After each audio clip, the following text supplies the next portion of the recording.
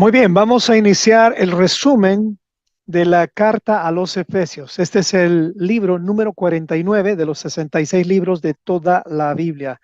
Permítame orar. Amado Señor, nos acercamos a ti en esta tarde para pedirte tu unción, tu sabiduría, que tu Espíritu nos dirija, Señor. Y te damos gracias por Pablo, quien escribió esta carta, que nos ayuda a conectarnos, Señor, con la realidad bíblica. No solamente leer, Señor, sino también vivir la experiencia bíblica y transportarnos, Señor, a lo que tú querías decir a través de Pablo para tu iglesia, para nosotros. Gracias, amado Señor. Guíanos en nombre de Yeshua. Amén y amén. Muy bien, vamos directamente a ver el resumen escrito. Les habíamos prometido que vamos a entregar estos resúmenes apenas terminemos. De verdad que va a ser un buen material. Es un libro de la Biblia resumido en una página. Y obviamente el audio ya va a durar un poquito más de lo que se podría leer una página, pero nos va a servir. Así que vamos directamente a la carta a los Efesios. Esta carta fue escrita por Pablo alrededor del año 60 y 62 después del Mesías. ¿Por qué en ese tiempo? Porque esta es una carta carcelaria. Esta es una de las 4 cartas que Pablo escribió desde la cárcel. Filipenses, Filemón, Efesios y Colosenses fueron escritas justamente desde la cárcel. Y en este tiempo, en el año 60-62, Pablo estuvo en la cárcel en Roma y fue así que él escribió a Efeso, justamente a esa comunidad que él había plantado prácticamente 9 años antes. Entonces, esta es una carta que va a llamar, va a exhortar a la comunidad de Efeso.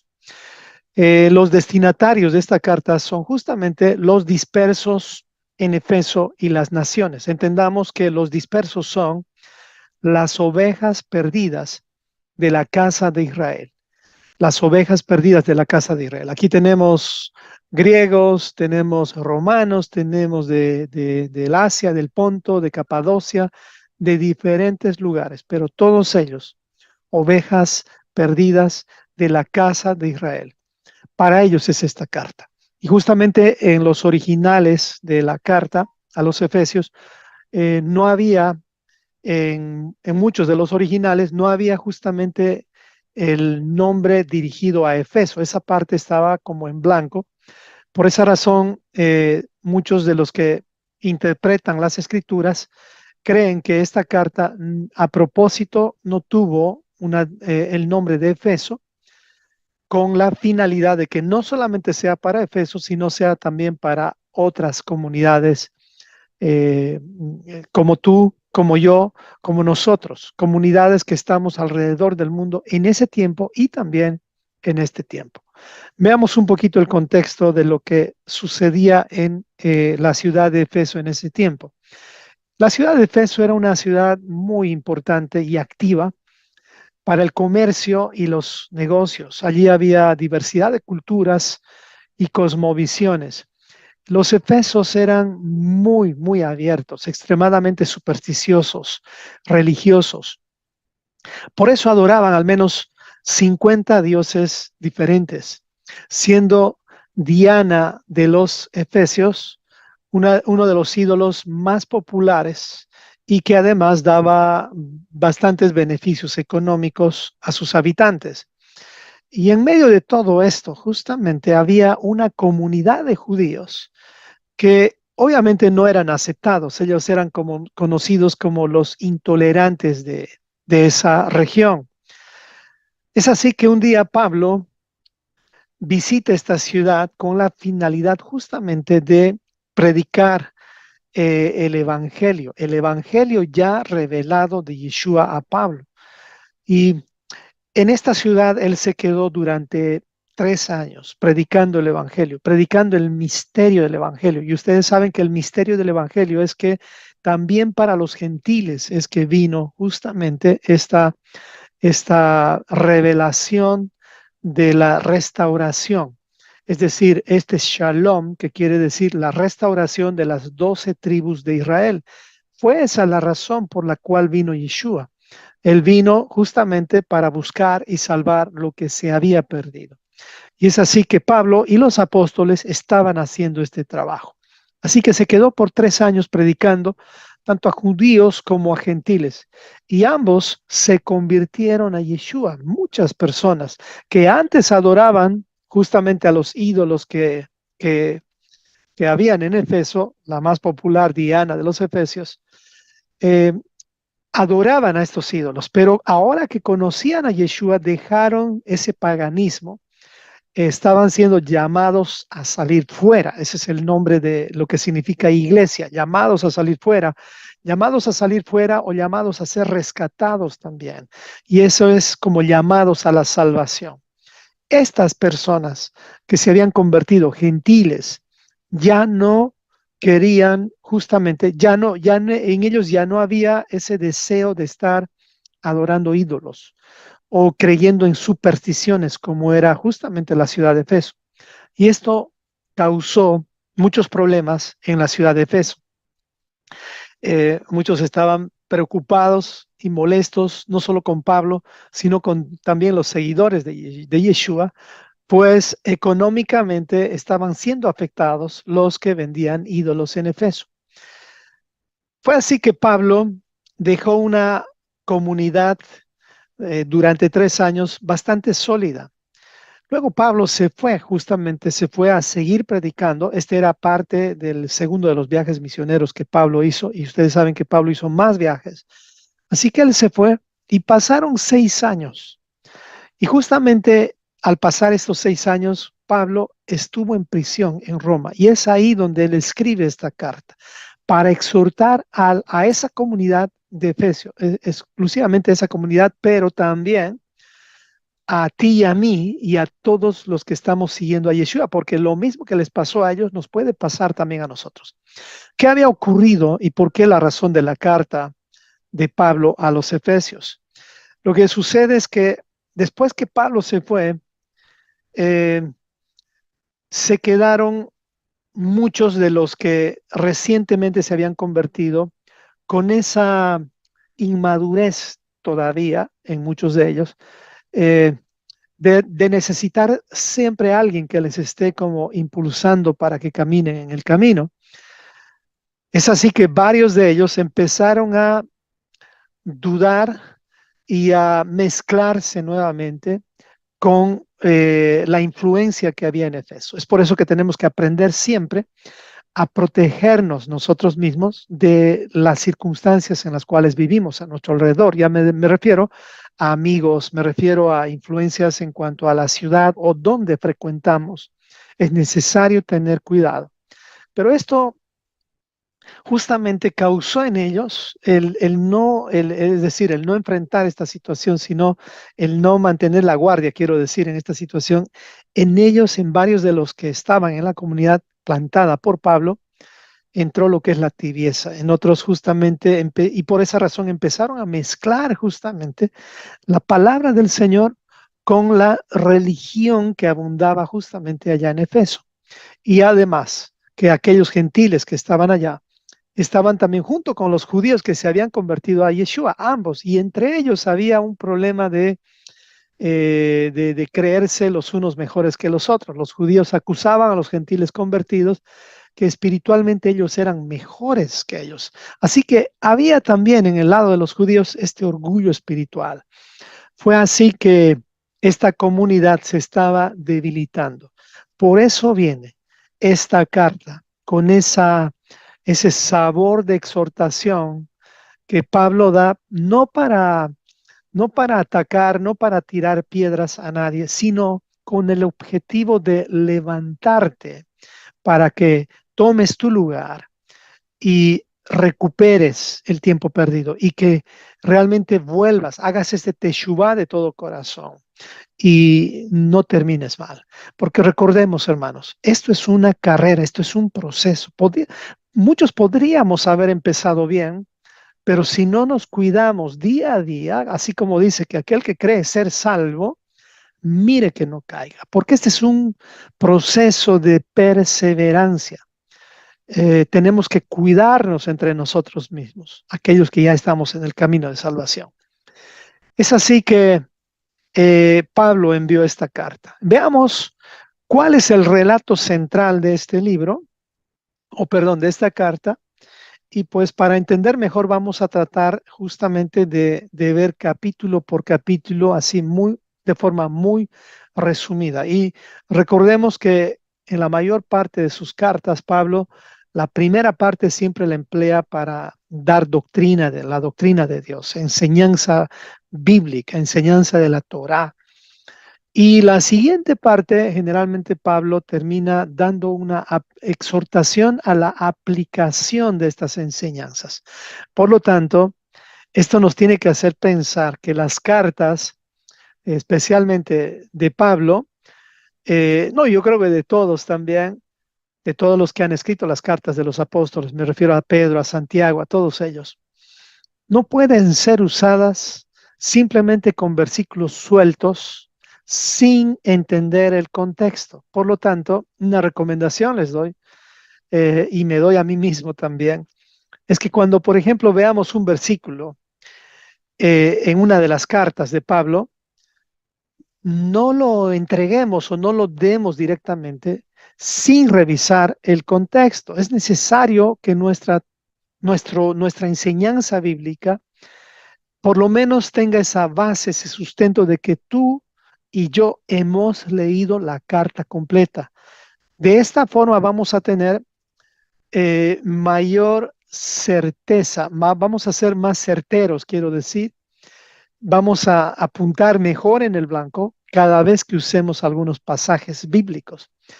Entiendo que hay muchas personas que utilizan pasajes bíblicos para animar, para exhortar, para ayudar a otros, pero sería mucho mejor entender también el contexto, el por qué Pablo escribió esa frase. Nos va a ayudar a que no estemos utilizando la Biblia como si fuera un libro de frases y refranes que se puedan dar de aquí para allá a las personas. Ya tenemos que madurar en esto para poder, más que recomendar versículos, recomendar cartas. Recomendar cartas. Haga de cuenta, si alguien está pasando por una situación de tibieza o de mezcla, recomendémosle que lea los 6 capítulos de la carta a los Efesios. O si alguien está pasando por una situación de ingratitud, recomendémosle que lean Filemón. O si alguien de pronto está con asuntos doctrinales, está confuso, recomendémosle que lea la carta a los Hebreos. Y así sucesivamente podríamos ver un montón de recomendaciones, más que entregar versículos sueltos y muchas veces sin revisar el contexto. Así que vamos al relato de la carta a los Efesios. El capítulo 1 trata del tema de la predestinación que nuestro Dios ha hecho con su pueblo. ¿A qué se refiere este concepto y quiénes son esos predestinados? Si usted quiere profundizar más en este tema que es realmente tan complicado, le recomiendo que estudie justamente la Biblia verso por verso, esta carta, la carta a los Efesios, y también Romanos para entender el tema de la predestinación. Hoy no voy a ampliar sobre estos temas porque son temas bastante amplios y pues este es un resumen nada más. Pero de eso trata el capítulo 1. El capítulo 2 trata de que tenemos que aprender sobre el significado correcto de la salvación de Dios y quiénes son aquellos que se van a salvar. Recordemos que anteriormente en la carta de los Gálatas habíamos aprendido un poquito más sobre lo que es la salvación. Habíamos entendido que de qué somos salvados, si ustedes recuerdan, eh, y justamente habíamos entendido que la salvación en realidad se refiere a ser salvados de la ira de Dios. Hemos sido salvados de justamente de ese castigo que el Señor va a dar justamente a aquellos que no se arrepientan. Yeshua cuando él vino, justamente él recibió esa ira de Dios como bebiéndola él. lo que tú y yo deberíamos haber bebido. Él lo tomó. Él tomó todos los pecados, todo el acta de decretos que había en tu contra y en mi contra. Jesucristo lo cargó sobre sus espaldas y el Padre descargó toda su ira sobre el Hijo. Pero eso no quiere decir ahora que tú y yo podamos vivir, eh, como dicen muchos, haciendo que la gracia sea simplemente la excusa como para decir, yo no tengo que hacer absolutamente ahora nada. Y aclaro, no tienes que hacer absolutamente nada para la salvación de Dios, para obtener la salvación de Dios, porque eso es un regalo, eso es por gracia. Pero la salvación es como una moneda que tiene, la salvación en realidad es parte de una moneda y una moneda tiene dos caras y no podemos separar las dos caras de una moneda. Y en un lado de la cara de la moneda está la salvación y en el otro lado de la moneda, la otra cara es la santificación. Por eso estamos todavía aquí en la tierra, aquellos que estamos vivos. No estamos aquí simplemente para vivir esta vida como si ya no tuviéramos que hacer nada. No, tenemos que hacer mucho y ese mucho tiene que ver con lo que es la santificación, lo cual es la evidencia de que uno está siendo salvado. En otras palabras, no hacemos obras para salvarnos, sino hacemos obras para demostrar que somos salvos. Santiago decía, muéstrame tu fe sin tus obras y yo te mostraré mi fe por medio de las obras. ¿Qué es la fe? La palabra fe es emuná, fidelidad a la Torah, fidelidad a la palabra de Dios. En otras palabras, hay una fe muerta y hay una fe viva. ¿Cuál es la fe que tú tienes? Si es la fe muerta, pues no necesitas hacer ninguna obra de santificación. ¿Me explico? O sea, no hacemos obras de salvación, no hay ninguna obra que nos pueda salvar, pero sí hacemos obras de santificación. ¿Cuáles son esas obras de santificación? También podemos llamar acciones de santificación. Son justamente el aprendizaje constante, permanente de los mandamientos del Señor puestos en acción en nuestras vidas. Ese es el proceso de santificación. Esas son las buenas obras y son la evidencia de aquellos que justamente estamos siendo salvados de la ira del Señor. Eso es el capítulo 3. El capítulo 4 de la carta a los Efesios habla de los resultados de la justificación. Estos resultados de haber sido renovados, pero no por nuestras obras, no por nuestra propia justicia, sino por la justificación que tenemos delante del Señor por medio de Jesucristo. Eso es lo que habla el capítulo 4. El capítulo 5 habla de, ya son recomendaciones prácticas. Prácticamente del 4 al 6 son recomendaciones de cómo deberíamos vivir, cuáles son los resultados de nuestra vida en Jesucristo. Por eso el capítulo 5 nos dice cuál debería ser la vida práctica de un creyente, desde su familia, desde el trabajo y desde el ministerio.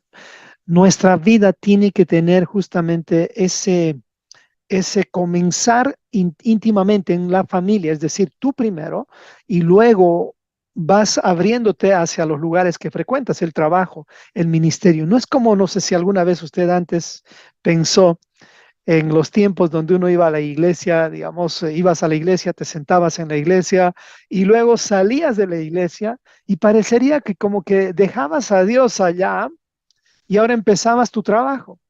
Y en muchos casos, muchos de los predicadores decíamos, bueno, ahora estamos en el espíritu y ahora salimos y vamos a estar en lo natural.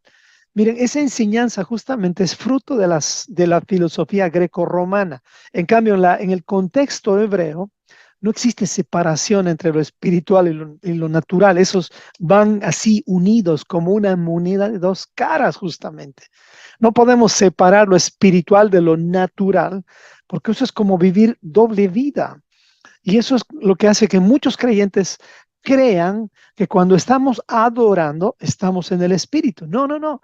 Estamos en el Espíritu cuando estamos en la palabra, caminando en la palabra del Señor. Ezequiel 36 dice eso, que les pondré dentro de ustedes mi espíritu para que anden en mis mandamientos. De eso trata justamente la vida de un creyente. Afectar todo esto desde la familia, el trabajo, el ministerio y todo lo demás. Capítulo 6 nos habla de cómo debemos permanecer en la fe, en este emuná, en esta fidelidad a la palabra del Señor. El concepto fe, si no entendemos en el hebreo, resulta ser como una confesión positiva, lo cual no está mal si entendemos el contexto de a qué se refiere esta confesión positiva. Muchos le llaman sustancia, pero si le preguntas ¿y cuál es esa sustancia? Pues como muchos van a tener conceptos diferentes y amplios, muy amplios. Pero si tú entiendes la palabra fe, así como dice el hebreo, es fe sinónimo fidelidad, va a haber un mejor entendimiento. Pero fidelidad ¿a qué? Pues a la palabra del Señor. Por eso dice, la fidelidad o la fe viene de la palabra del Señor, por oír la palabra del Señor. Y en el contexto hebreo también oír no quiere decir simplemente que entre un sonido por tu oreja. No, no, no. La palabra oír en el hebreo no es como en el español o el inglés. En el hebreo la palabra oír quiere decir escuchar para actuar. Eso quiere decir, es nuevamente entramos a esa moneda que no puedes separar el escuchar del actuar, ambas van unidas. Eso es en el contexto hebreo, justamente cómo se debería decir cuando tú oyes la palabra del Señor, no quiere decir simplemente cuando viene esa frase a tu mente, sino cuando oyes y la pones en acción. Ahí viene el efecto de la palabra del Señor. Es así como deberíamos permanecer en la fe. Por eso que el capítulo 6 nos habla que nuestra lucha no es contra personas, sino contra huestes, contra potestades malignas, espirituales. Y así es que en este capítulo vamos a aprender a cómo estar de pie frente a las adversidades. ¿Cuál es el propósito central de esta carta? Miren, hay muchos, estoy poniendo nada más 4. He escogido 4 de los muchos que tú puedes encontrar si lees la carta y me compartes si es que tú has encontrado más. Pero el primero de los propósitos que queremos hablar en esta carta es la seguridad de la salvación, pero no por mérito nuestro, sino por los méritos de Yeshua. Es por eso que la salvación no es algo en lo cual tú puedas agregar o quitar alguna u otra cosa. No hay una obra que tú puedas hacer. Es por mérito de Yeshua. Ese es uno de los propósitos de esta carta, que entendamos que sí hay salvación, pero no por nuestros méritos, sino únicamente por los méritos de Jesucristo. El segundo punto o el segundo propósito es la otra parte de la moneda. Es verdad que somos salvos, no por nuestros méritos, sino por los méritos de Yeshua, pero el segundo propósito que he encontrado en esta carta es que tenemos que aprender a andar en luz. Si tú quieres andar en santidad, justamente es lo mismo. Pero para entender mejor a qué se refiere andar en luz, o andar en la luz, vamos a decir 4 cosas básicas para andar en la luz. El primero es, andar en la luz significa andar en unidad, no en uniformidad. Hay una gran diferencia entre las dos cosas. Tú y yo tenemos que ser promotores de la unidad. También, número 2, andar en la luz significa andar en la pureza de las escrituras, andar en la pureza de tu vida, en integridad, no andar en la mezcla. No andar en dobles vidas. Ese es el punto número 2. Número 3, para entender qué es andar en la luz, es andar en un amor sacrificial, no en pasiones vanas y desordenadas. Esto es también andar en la luz. Es como vivir en armonía. Es como vivir en armonía. Es vivir en un orden de amor, sacrificándonos los unos por los otros.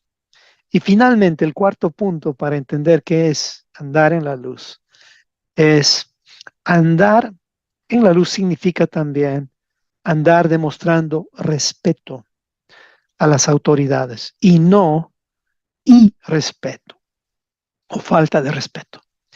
De esta forma es que en esta carta también se habla de los ministerios que hay. Esto creo que está en Efesios 4:11. Habla del orden que va a haber en una iglesia y son autoridades que el Señor va poniendo para que nosotros podamos ser edificados en amor. Para eso son las autoridades y las autoridades obviamente necesitan, no solamente merecen, sino necesitan ser respetadas. ¿Qué tal si empezamos a respetar a esas autoridades que Dios ha puesto alrededor nuestro? Y esas autoridades son, por ejemplo, para un hijo, su principal pastor es su padre. Y obviamente que su padre esté en el camino. Me explico. Pero también hay otros pastores como yo, que somos como los perros ovejeros, que nuestra función no es guiar a ninguna oveja hacia nosotros mismos, sino hacia Yeshua. Por eso dije perros ovejeros. La función de un pastor es esa. Y así tú vas a encontrar autoridades que de pronto son personas eh, que tú no conoces por una u otra razón, pero es necesario que vayas acercándote a ellos para aprender a respetar. Y aquí les recomiendo algo. Nunca hablemos mal, absolutamente, de nadie y especialmente de las autoridades puestas por Dios.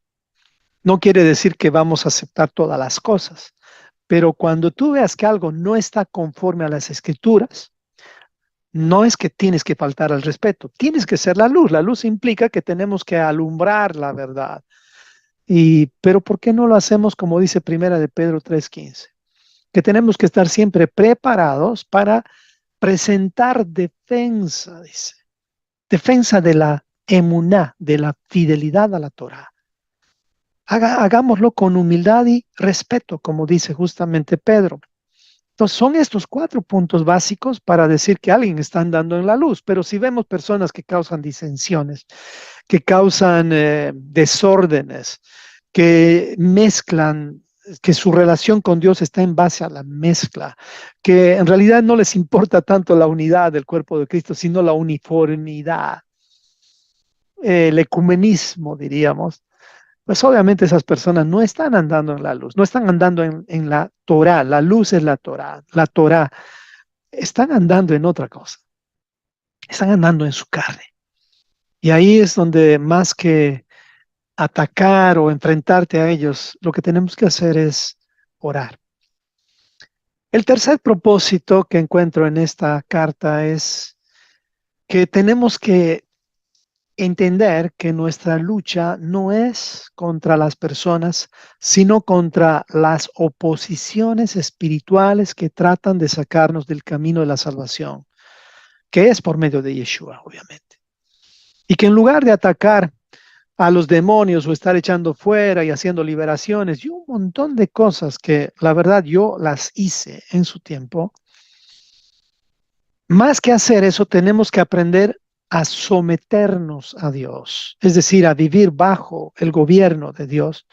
Y esa es la mejor forma en la que puedes hacer que el diablo huya de tu vida. Más adelante te voy a ampliar un poquito esto. Esa es la mejor forma. Tengamos cuidado con este otro asunto también de estar echando demonios por aquí, por allá. No vaya a ser que nos pase como aquellos hombres que estaban haciendo lo mismo y llegado el momento ese demonio sale y le dice a estos hombres, ¿quién eres tú? Yo conozco a Pablo y conozco a tal y al otro, pero ustedes no los conozco.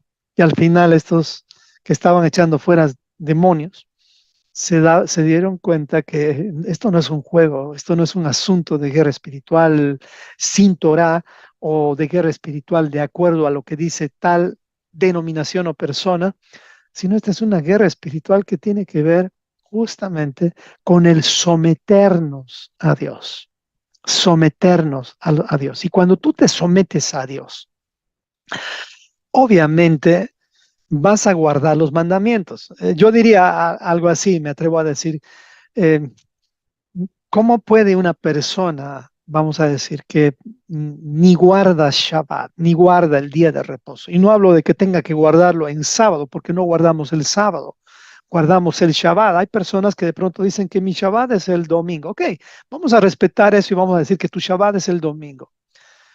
Pero haces conforme a lo que es el día de descanso descrito en las Escrituras. Realmente ese día estás estudiando la palabra del Señor, estás conviviendo con tu familia, no estás trabajando, o es que simplemente ese día es un día de descanso, es el día en el cual estás limpiando tu casa, haciendo shopping o haciendo otras cosas más. Claro, porque ese día no trabajaste. Eso no es un Shabbat. O sea, el hecho de decir que uno guarda el Shabbat, pues implica que lo guarde bíblicamente también. Pues una de las otras cosas, nosotros no somos sabatistas, lo que somos es hijos de Dios que estamos aprendiendo a guardar el día de reposo. Tengo varios versículos o pasajes sobresalientes. eh, Realmente me ha sido muy difícil escoger cinco, pero bueno, voy a darles algunos de estos versículos. Efesios 1:4 dice, según nos escogió Él antes de la fundación del mundo, para que fuéramos santos y sin mancha delante de Él. En amor, dice. El versículo 5 dice, nos predestinó para ser adoptados como hijos suyos mediante Jesucristo, conforme al beneplácito de su voluntad. Fíjense bien, hemos sido predestinados, pero aquí viene la clave, para ser santos. O sea, ¿quién es un santo? Es aquel que camina en la Torah, es aquel que camina en los mandamientos. No hemos sido predestinados simplemente por una elección de Dios al azar o de acuerdo vamos a decir, a que Dios quería que tal persona se salve, simplemente porque Él quería. No, hemos sido salvados con un propósito. Y este propósito en realidad implica muchas otras cosas más, pero dice, él nos escogió antes de la fundación del mundo para que fuéramos santos y sin mancha delante de Él. ¿Cómo es que no tenemos manchas o cómo es que podemos quitar las manchas de nuestras vidas? Y una de las razones justamente que hay mucha confusión en esto es que espiritualizamos demasiado las cosas. Espiritualizamos a tal punto que las sacamos del objetivo bíblico. La palabra, el ser santos, ya lo hemos dicho varias veces, tiene que ver con ser santificados por Dios y también a través, o sea, Dios hace una parte y nosotros también hacemos una parte.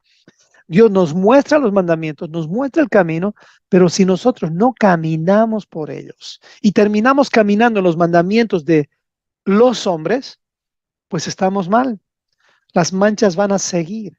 La única forma de lavarnos, de que el Señor nos lave nuestras ropas, es justamente a través de Jesucristo, a través de las enseñanzas de la Torah dadas por Jesucristo. Él vino justamente a explicarnos, a enseñarnos cómo debemos guardar justamente la Torah. Y es así como se nos va a limpiar por medio de la sangre de Cristo, por medio de la vida de Cristo, nuestros pecados. Esos pecados son las manchas y el no transgredir los mandamientos, la Torah, es justamente quitar las manchas. A ver si se entiende así de una forma más práctica sin espiritualizar tanto. Voy a ir un versículo más por el tema del tiempo y voy a leer el último, Efesios 6, versículo 11. Dice, el 15, perdónenme, el 5:15 voy a leer. Dice, por tanto, tengan cuidado cómo andéis. Dice, ¿cómo andáis? No como insensatos, sino como sabios.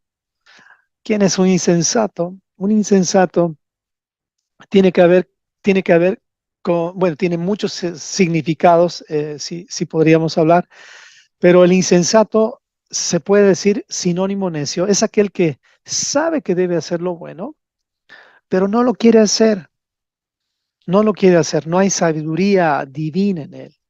hay sabiduría terrenal, y ustedes saben que la sabiduría terrenal nos va a llevar a creer que Sócrates y Platón y Tertuliano y todos los greco-romanos eh, nos pueden guiar a la verdad. No, no, ellos no nos van a guiar a la verdad.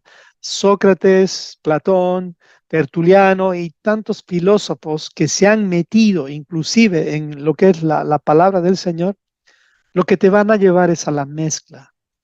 No tenemos que ser ese tipo de personas. Por eso tenemos que tener cuidado cómo estamos andando. Y aquí Jeremías nos da un consejo muy bueno. Jeremías nos dice, paren en el camino, paren en su andar, paren en su caminar. Miren y pregunten si están caminando, si están andando de forma correcta. Y al preguntar, obviamente, tú vas a preguntar, ¿cuáles son las preguntas que tú tendrías que hacer, hermano amado? Una de las preguntas es que tú tienes que hacer, por ejemplo, ahora que viene la Navidad, tú tienes que preguntar, ¿y por qué estamos celebrando Navidad si eso es algo pagano? ¿Cuál es la razón que aquí en mi congregación estemos celebrando la Navidad? ¿Y cuándo realmente nació Yeshua? Esa sería una muy buena pregunta. Pregunta. Y si la respuesta es una respuesta que no tiene un respaldo bíblico, sino más bien un respaldo pagano, pues ahí viene la pregunta, ahí viene la respuesta tuya. ¿Quieres caminar? ¿Cuál es la orden de Dios en Jeremías?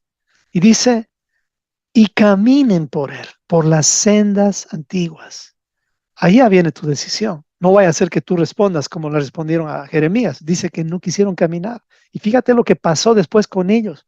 Fueron invadidos, justamente disciplinados por Dios por medio de los babilonios. Así fue como los judíos, por causa de su negligencia, su insensatez, tuvieron que pagar las consecuencias. La Biblia está escrita justamente para que veamos y aprendamos de la historia y nosotros no cometamos los mismos errores. Quiero ampliar un poquito con la parte de Efesios 6. Voy a tratar de hacerlo rápido. Esta es la armadura de Dios. La armadura de Dios, que es algo que para mí ha sido, justamente antes de conocer la perspectiva hebrea, este era uno de los temas más importantes en mi vida. Y recuerdo un hermano, no voy a decir el nombre simplemente, pero siempre lo tengo en mi corazón cuando hablo de la armadura del Señor. Este hermano vive justamente allá en Bolivia. Es un hermano que amo mucho. Y él era un modelo para mí en la armadura de Dios. Nada más que ahora, gracias al Señor, he aprendido un poquito más de lo que es la armadura del Señor.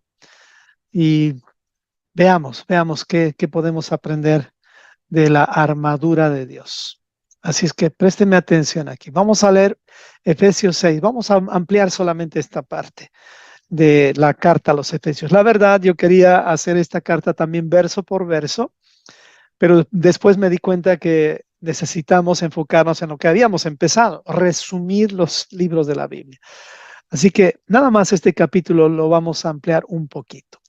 Efesios capítulo 6, versículo 1. Dice, hijos, obedeced en el Señor a vuestros padres, porque esto es justo. Justo quiere decir que alguien conoce la justicia de Dios. Por eso dice obedecer en el Señor, o sea, en sus mandamientos. Obedeced en el Señor se refiere a obedecer en su palabra. ¿Cuál es su palabra? La palabra dictada a Moisés. Sería, présteme atención a esto y no quiero ofender a nadie, sería ridículo y triste que insistamos que la obediencia en el Señor a nuestros padres es en base a lo que dice, a lo que dicen los bautistas o a lo que dicen los de raíces hebreas o cualquier otra religión. No, no, no, es en base a lo que dicen las escrituras, la Biblia. ¿Cómo un padre puede, perdón, cómo un hijo puede obedecer en el Señor a sus padres si sus padres no guardan Torah? Le está poniendo un asunto muy difícil al hijo y es por eso que hay tanta rebeldía. Necesitamos que los padres también se preparen, es decir, se instruyan en la Torah, en el Señor, para poder educar a sus hijos. Porque la educación de los niños, imagínense, educar seres creados sin el manual del creador, obviamente va a generar hijos que van a terminar siendo agnósticos o van a terminar con una fe mezclada. Por esa razón es tan importante empezar desde pequeños con la instrucción de nuestros hijos en base a la palabra del Señor dictada a Moisés. Y ahora de pronto tenemos hijos grandes, varios como yo. Nunca es tarde, hermano. Claro que es mejor empezar temprano, pero la palabra del Señor es tan eficaz que aún de grandes, el Señor puede transformar nuestros corazones, como lo hizo conmigo. Dice, versículo 2, honra a tu padre y tu madre, que es el primer mandamiento con promesa. Versículo 3, para que te vaya bien y seas de larga vida sobre la tierra. Y vosotros, padres, no provoquen a ira a vuestros hijos, sino críenlos en disciplina y amonestación, nuevamente dice, del Señor, o sea, de la palabra de Dios, de la palabra de Dios. No de lo que dicen los hombres, porque los hombres, tú puedes encontrar el consejo de los hombres, especialmente, perdóneme, de los psicólogos sin Torah. O sea, el psicólogo sin la palabra del Señor te puede llevar a tener hijos bastante mezclados. Tengamos cuidado con eso. Versículo 5 dice, siervos, obedeced a vuestros amos terrenales con temor y temblor, con sencillez de su corazón, como a Cristo, no sirviendo al ojo, como los que quieren agradar a los hombres, sino como siervos de Cristo, de corazón, haciendo la voluntad de Dios, sirviendo de buena voluntad como al Señor y no a los hombres, sabiendo que el bien que cada uno hiciere, ese recibirá del Señor, sea siervo o sea libre. Y ustedes, amos, haced con ellos lo mismo, dejando las amenazas, sabiendo que el Señor de ellos y vuestro está en los cielos y que para Él no hay acepción de personas. Sé que en la Reina Valera esta palabra siervos nos hace entender como que esos esclavos en cierto sentido, pero no. Vamos a decir los empleados como siervos y los amos como empleadores. O sea que aquí se está enfocando la carta de Efesios a que en tu trabajo tú no seas un flojo, un perezoso, y tampoco seas como dicen en México, un barbero, en Bolivia creo que dicen un chupamedias, o aquel que está siempre tratando de agradar más al hombre que a Dios. Seamos íntegros, aprendamos a trabajar más para el Señor que para los hombres. Y esto tiene que ver con trabajar con honradez, con integridad, con respeto, no haciendo cosas inmorales que en realidad nos degradan, no nos aumentan valor, sino más bien nos quitan valor. De eso habla la carta a los Efesios, es tremenda esta carta.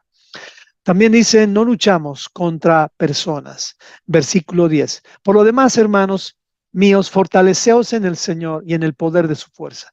Vístanse de toda la armadura de Dios para que puedan estar firmes contra las acechanzas del diablo. Porque no tenemos lucha contra sangre y carne, sino contra principados, contra potestades, contra los gobernadores de las tinieblas de este siglo, contra huestes espirituales de maldad en las regiones celestes. Por lo tanto, si tú entiendes que nuestra lucha no es contra sangre y carne, tienes que cruzar esta parte, no simplemente con una armadura. Me explico, porque después viene la armadura de Dios. Tienes que, cruzar esto, relacionar esto con lo que dice Santiago 4:7. Usted, si quiere ser un buen soldado de Cristo, tiene que someterse a Cristo. Por eso dice, someteos pues a Dios. Resistid al diablo en ese sometimiento y él huirá, es decir, el diablo huirá de vosotros. Eso es lo que exactamente hizo Yeshua cuando él fue tentado por Satanás. Satanás le metió muchos dardos malignos en la mente de Yeshua. Pero Yeshua respondió justamente sometiéndose al Señor. ¿Cuál es la prueba del sometimiento de Yeshua?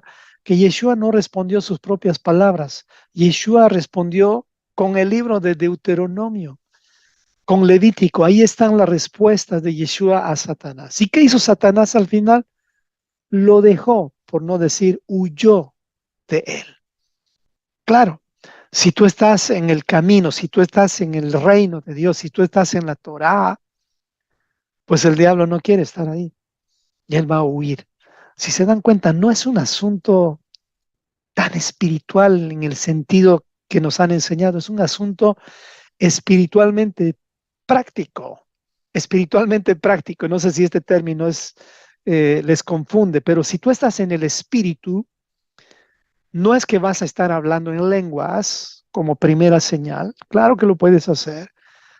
Más te vale encontrar que tus lenguas tengan un intérprete y además que no lo hagas en público, valga la aclaración. Pero si tú estás en el espíritu más que hablar en lenguas, vas a estar procurando obedecer sus mandamientos, andando en sus caminos y pues viviendo bajo su voluntad.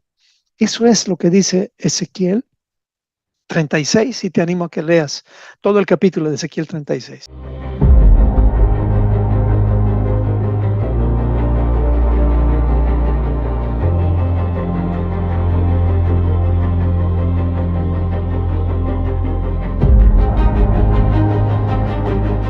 Bienvenidos a este análisis. Si alguna vez se ha buscado una explicación muy completa y profesional sobre Efesios capítulo 6, estamos en el lugar indicado. Tradicionalmente siempre nos han pintado esta escena con la imagen de un soldado romano, ¿verdad? Pues bien, hoy vamos a rascar un poco más profundo. Vamos a descubrir un diseño divino antiquísimo, glorioso y súper santo que, literalmente, va a cambiar por completo la forma en que entendemos este famoso pasaje. Vale, echemos un vistazo a nuestra hoja de ruta para hoy. 1. El verdadero diseño divino. 2. Firmeza, justicia y paz. 3. Fidelidad, salvación y palabra. 4. El poder de la oración. Y 5. Un sacerdocio real. Vamos a ello. Para empezar, tenemos que hacer un cambio de chip radical, un verdadero cambio de paradigma. Históricamente, cuando leemos eso de la armadura de Dios, nuestra mente automáticamente dibuja a un soldado romano, ¿verdad? Con su casco de metal, su espada de acero, preparadísimo para el combate cuerpo a cuerpo. Pero, un momento, el apóstol Pablo era un fariseo, un erudito de la tribu de Benjamín que conocía las escrituras hebreas al dedillo. Él no estaba mirando a los soldados romanos que lo custodiaban. En realidad estaba mirando hacia el pasado, concretamente al tabernáculo de Moisés y a las vestiduras sagradas del sumo sacerdote. Así que estamos hablando de una armadura hecha de santidad, diseñada no para pelear a golpes contra otros humanos, sino para ministrar directamente delante de Dios. Sección 1. El verdadero diseño divino. Hay que entender que los escritos de Pablo echan raíces profundas en la Torá, así que cuando Efesios nos exhorta a tomar toda la armadura de Dios, en realidad está haciendo eco de una instrucción celestial muy antigua. Esto no va de ponerse cualquier ropa espiritual al azar y ya está. ¿Qué va? Se trata de comprender el diseño divino detrás de cada prenda sagrada. Esas mismas prendas que permitían al sacerdote de la antigüedad entrar en la presencia misma del Creador sin perder la vida en el intento. Es sencillamente fascinante. Sección 2. Firmeza, justicia y paz. La escritura arranca con esta frase: ceñidos vuestros lomos con la verdad. Pero, ¿por qué empezar justo por el cinturón? Bueno, en el antiguo sacerdocio, el cinturón, que en hebreo se llama adnet, no era un simple complemento de moda, era la pieza fundamental que sostenía toda la túnica. Sin él, el sacerdote literalmente tropezaría, no podía ni moverse ni ministrar. Y atención a esto, la palabra para verdad es emet, que viene de la raíz amán, y significa ni más ni menos que aquello que es absoluta e inamoviblemente firme y seguro. Ahora, lo verdaderamente fascinante de todo esto es ver cómo la propia Biblia define esa verdad. No estamos hablando de un concepto filosófico abstracto que flota en el aire. Como leemos en el Salmo 119, la Torá es la verdad. Y esa misma instrucción divina fue la que más adelante se hizo carne en la persona de Yeshua. Pensemos en ello. Sin este cinturón, que representa estar agarrados con uñas y dientes a la revelación de la palabra, cualquier intento de ministerio o de servicio espiritual se queda totalmente cojo, sin una base real y firme. Pasemos a la famosa coraza de justicia. Si miramos al tabernáculo, ahí no había ninguna coraza de metal antibalas o antiflechas. Lo que había era el josén, es decir, el pectoral del juicio. Imaginemos una pieza de tela finamente doblada, adornada con 12 piedras preciosas espectaculares, cada una con el nombre de una de las tribus de Israel. El sumo sacerdote llevaba esto justo sobre su corazón. Y ojo, porque la palabra justicia aquí es tzedaká, que curiosamente no significa repartir castigos a diestro y siniestro, sino que habla de rectitud mezclada de manera profunda con la misericordia y el dar con amor. Esto nos rompe un poco los esquemas y nos muestra un propósito totalmente distinto. La justicia divina, en realidad, consiste en administrar misericordia a los demás. El pectoral no se diseñó para que el sacerdote rebotara los ataques físicos del enemigo, sino para cargar, literalmente, el peso y las necesidades de toda la comunidad sobre su pecho. Es una prenda de intercesión en estado puro. Al vestirnos de justicia, estamos asumiendo el tremendo compromiso de amar, perdonar e interceder, exactamente como nos pide el profeta Miqueas en este texto tan precioso. Si bajamos la mirada hacia los pies, nos topamos con el calzado, el apresto del Evangelio de la Paz. En el contexto del sacerdocio, el simple hecho de caminar era todo un acto sagrado. De hecho, ministraban totalmente descalzos porque estaban pisando tierra santa. La palabra paz, shalom, va mucho más allá de la ausencia de guerra. Significa plenitud total, integridad, bienestar absoluto.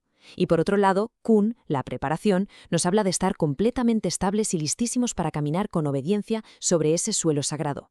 En definitiva, el verdadero Evangelio de la Paz no es un concepto vacío o superficial, es el testimonio completo que entrelaza nuestra fe con la obediencia a los mandamientos divinos.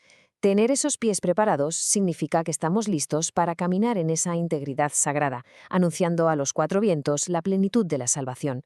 Y esto no se hace desde una trinchera de guerra terrenal, sino desde la hermosura de la obediencia, tal y como lo describe el profeta Isaías de forma tan poética. Sección 3. Fidelidad. Salvación y palabra. Y esto nos ilustra de forma brillante lo que significa el escudo de la fe. Olvidémonos del típico escudo pesado de madera y cuero curtido. El equivalente sacerdotal aquí es el efod, un manto sagrado verdaderamente majestuoso. Además, la palabra fe en hebreo es emuná, que no se queda en un simple creer con la cabeza. Lo bonito es que emuná comparte raíz con emet, la verdad de la que hablamos antes, y se traduce como fidelidad, constancia y una lealtad que no se rompe con nada. Es decir, nuestra mayor y mejor protección contra esos temidos dardos de fuego, que al final no son más que mentiras, dudas y acusaciones, no es un contraataque agresivo. ¿Qué va? Es nuestra lealtad absoluta al pacto. Vivir por fe, o vivir en emuná, significa vivir siendo fieles, teniendo la certeza absoluta de que el Creador, como nos recuerda Deuteronomio, es un Dios inmensamente fiel que cumple todas sus promesas. Es esa constancia inquebrantable la que, como un cubo de agua fría, apaga cualquier duda o temor. Llegamos entonces al yelmo de la salvación. En el entorno del tabernáculo, la cabeza del sacerdote jamás se cubría con un pesado casco de hierro para parar espadazos. Lo que llevaba era la mitznefet, un turbante de lino puro. Y sobre él, bien atado, el tzitzit, una impresionante lámina de oro reluciente que llevaba grabada la frase «Santidad a Jehová». La palabra para salvación es Yeshua. Esta lámina en la frente tiene un propósito absolutamente vital, proteger, pero sobre todo consagrar nuestra mente. Y es que esta salvación es mucho más que un pasaporte para la vida eterna. Es una herramienta del día a día, una realidad presente para aislar nuestros pensamientos del ruido y las corrientes de este mundo.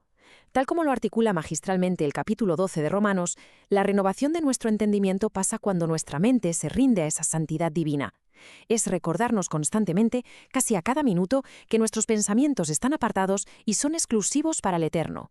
Y así llegamos a la famosa espada del Espíritu, que es la palabra de Dios. Aquí la palabra clave es dabar. Y dabar no es una palabra cualquiera, encierra un decreto divino cargadísimo de poder creativo. Estamos hablando de la misma instrucción que hizo los cielos y la tierra. Casi nada.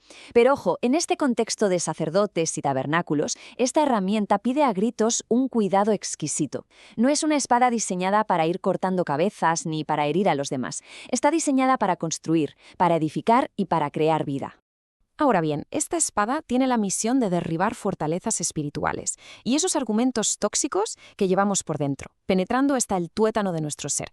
Pero, y esto es clave, requiere de un estudio diligente y súper profundo de la instrucción divina si queremos usarla bien. Si la manejamos sin amor o torciendo la verdad, el daño que podemos causar es catastrófico. Por eso, nuestro enfoque siempre tiene que ser la meditación constante y aplicarla con muchísima compasión. Sección 4. El poder de la oración. Todo este texto bíblico llega a su clímax con la frase orando en todo tiempo. Si volvemos al tabernáculo, la oración tiene a su gemelo perfecto en el ketoret. El ketoret era ese incienso aromático que tenía que arder sin parar, día y noche, sobre el altar de oro. Si faltaba el incienso, todo el trabajo del sacerdote no valía para nada. Pues nos pasa exactamente lo mismo. No hay ministerio que valga ni armadura espiritual que funcione si no la respaldamos con una vida de oración constante y sonante. Así que el punto crucial con el que nos tenemos que quedar es que la oración es literalmente la gasolina del sacerdocio. Es ese aroma que sube directo al cielo y es el engranaje divino que enciende y da vida a todas y cada una de las prendas espirituales que acabamos de diseccionar. Sin ese aliento vital del espíritu que conseguimos orando sin parar, todo el esfuerzo y el análisis del que hemos hablado se queda en papel mojado. Y finalmente, sección 5. Un sacerdocio real. Lo mejor de todo este diseño es que no se quedó acumulando polvo en el pasado, ni fue un club exclusivo para los tataranietos de Aarón. Gracias a la cobertura de Yeshua, nuestro sumo sacerdote eterno, hoy se nos extiende un llamado gigantesco: formar parte de un sacerdocio real. Pensémoslo un segundo. En el Éxodo, entrar al santuario sin esta ropa sagrada era sinónimo de muerte fulminante. Hoy, en nuestro día a día, vestirnos de esta santidad, de esta verdad, justicia y fidelidad, sigue siendo una cuestión de vida o muerte espiritual para todos los que buscamos ser luz en medio de tanta oscuridad. Para poner el broche de oro a este análisis, merece la pena que nos hagamos una pregunta profunda. Si la armadura de Dios no es de acero frío para pelear a golpes, sino de pura santidad para ministrar en su presencia, ¿cómo cambia eso nuestra forma de pelear las batallas del día a día? Es decir, ¿qué pasa cuando cambiamos esa mentalidad agresiva de guerrero terrenal por la devoción profunda de un sacerdote? Pues que lo cambia todo. Absolutamente todo. Nos rediseña por completo la forma de vivir y de vencer espiritualmente. Muchísimas gracias por sumergirse en este análisis tan completo con nosotros. Esperamos de corazón que esta explicación sirva de chispa para seguir escarbando en este increíble diseño divino. Finalmente dice, y orando en todo tiempo, con toda oración y súplica en el Espíritu, y velando en ello con toda perseverancia y súplica por todos los santos. Y aquí quiero aprovechar para dar gracias a Mercedes, a Juanita y a Luz, las tres que todos los días nos guían a orar por la mañana, por la noche y por la tarde. Cada vez que escucho o leo las oraciones de ellas, es como que me estoy alineando un poco más. Así que gracias por ese ministerio que el Señor les ha dado. Y espero, querida comunidad, si tú me estás escuchando, que te ponga las pilas en la oración. Si no, las cosas no van a funcionar. Por eso dice, orando en todo tiempo. Y también Pablo pide oración por él. Dice, y oren por mí, a fin de que al abrir mi boca me sea dada palabra para dar a conocer con denuedo el misterio del Evangelio. Recuerda, al principio le dije, el misterio del Evangelio, por el cual soy embajador en cadenas, que con denuedo hable de él como debo hablar, que con denuedo hable de él como debo hablar. Este es Pablo desde la cárcel. Y al final nos da saludos y con eso termina la carta a los Efesios. Espero que esto le haya servido, nos haya servido a todos. Yo creo que soy el más bendecido. Y podamos ver este pequeño resumen de una forma más práctica en nuestras vidas. De hecho, le recomiendo que estudie la pieza 49 del rompecabezas de Descubre la Biblia con Yosef y también la Biblia verso por verso. Esto le va a ayudar a ampliar un poco más esto. Oremos. Amado Señor, te doy gracias por tu palabra. Gracias por permitirme hablar de ella, por darme la vida y todavía estar aquí en la tierra para poder ser luz. Ayúdame, Señor, a que solamente sea un eco de lo que tú quieres decir. Y si hay alguien aquí que está escuchando esta palabra, que se ponga las pilas, Señor. Porque no estamos hablando solamente para entretener o darles a las personas algo más que escuchar. Estamos hablando para que haya un cambio en nuestras vidas, en nuestras actitudes, aún en nuestros ojos, para que el mundo vea, Señor, que cuando estamos en tu camino, muchas cosas se renuevan. Gracias, amado Señor. Oramos todo esto en nombre de Yeshua. Y oramos también por la restauración de las 12 tribus de Israel. Gracias, Señor. Amén y amén.